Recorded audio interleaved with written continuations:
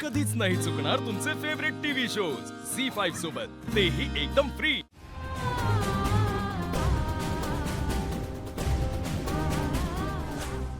Recorded वाजत होतं। काय झालं? माझं काही चुकलं का? नाही,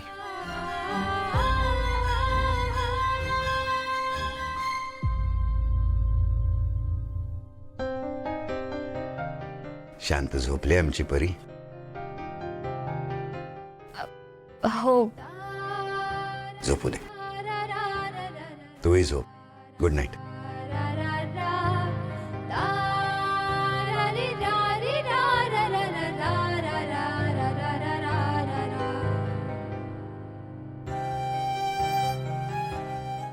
मीरा, आज तू पहिल्याच दिवशी वेदाला आपलंसं केलंस। तिला रोज रात्री झोपवणं खूप अवघड जातं आम्हाला सगळ्यांना, पण तू मात्र ते अगदी सहजरित्या पार केलंस। अशीच काळजी घेत राहा तिची।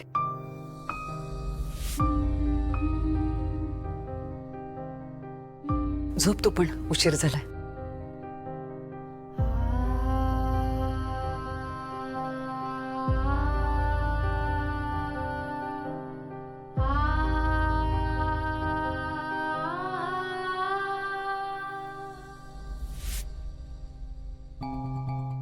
मंजिरी, मीराच्या येण्यामुळे कमालच झाले ना।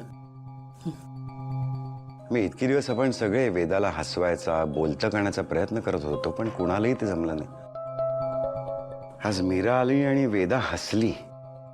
एवढंच नाही तर आज मीरामुळे वेदा शांतपणे झोपीही गेले। हे विलक्षण आहे। बरोबर बोलताय तुम्ही।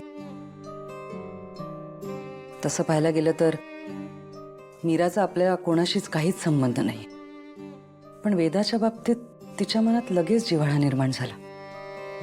मला तर वाटतं की देवानेच मीराला वेदासाठी पाठवलं, नाहीतर वेदाला एका दिवसात कुणाबद्दलही एवढी आपुलकी निर्माण होणं शक्यच नाहीये।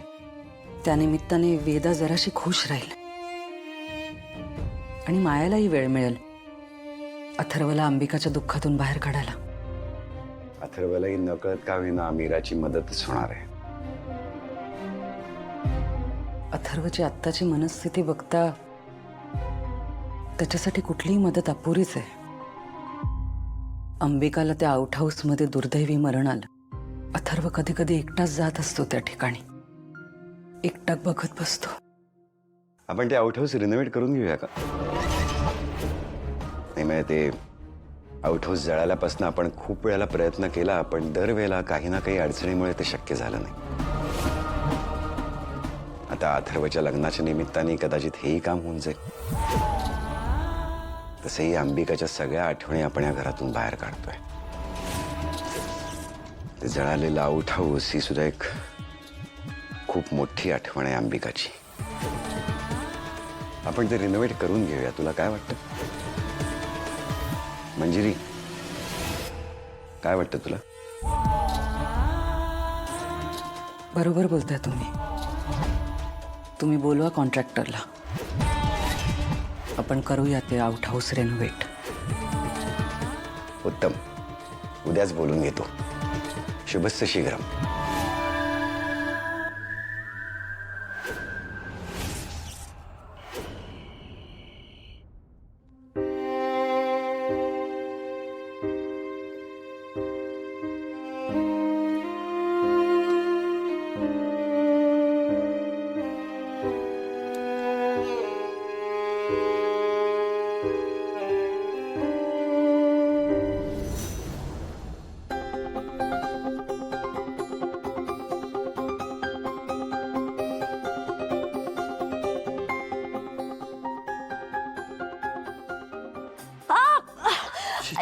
सॉरी, कोण आहे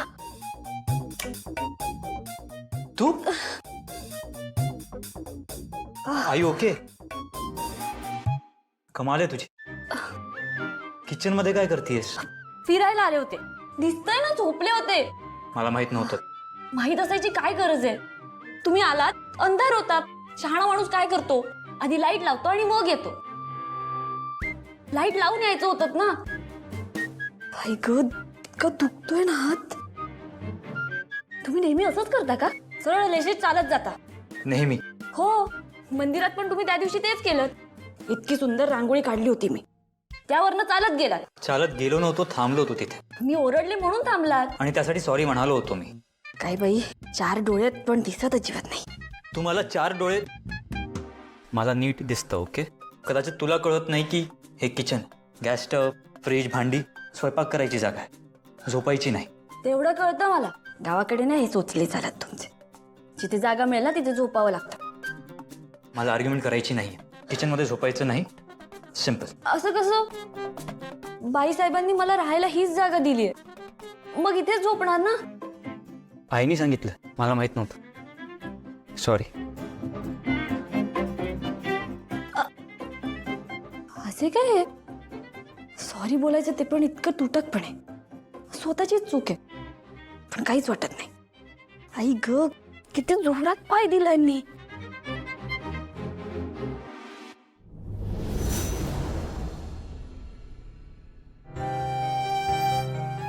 काय समजते ही मुलगी स्वतःला, आणि नेमकं माझ्याच रस्त्यात का असते ही?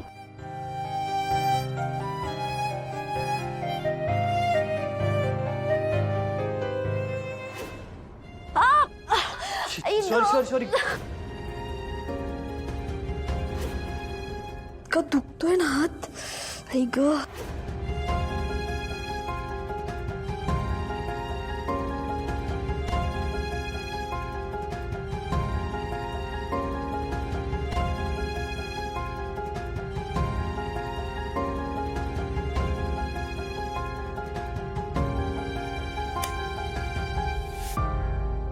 आता काय आहे तुमचं? पुन्हा हातावर पाय द्यायचंय का? सतत किचन मध्ये येऊन झोपमोड का करताय? नाही, तसं सांगून टाका ना, मी अंगणात जाऊन झोपते.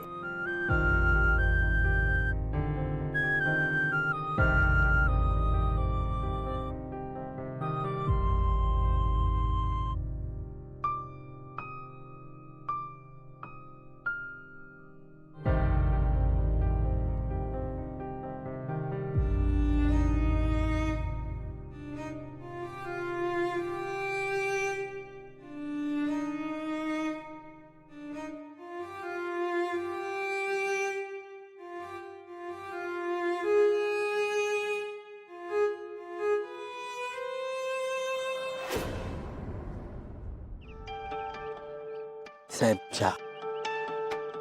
नमस्कार दादासाहेब. ते रिनोव्हेशनसाठी आलो होतो. मदन हे आपलं रिनोव्हेशनचं काम करणार आहेत. हे म्हणजे आपण बंगल्याचं रिनोव्हेशन करतोय. Out house. अच्छा. त्यांना घेऊन जा आणि आउट हाऊस नीट दाखव. आणि तुम्ही नीट बघा आणि नीट काम करा. एकदा सगळी जागा बघितली की अंदाज येईल, मग बजेट सांगतो तुम्हाला. बजेट विचारलं मी तुम्हाला. समजलं? चला.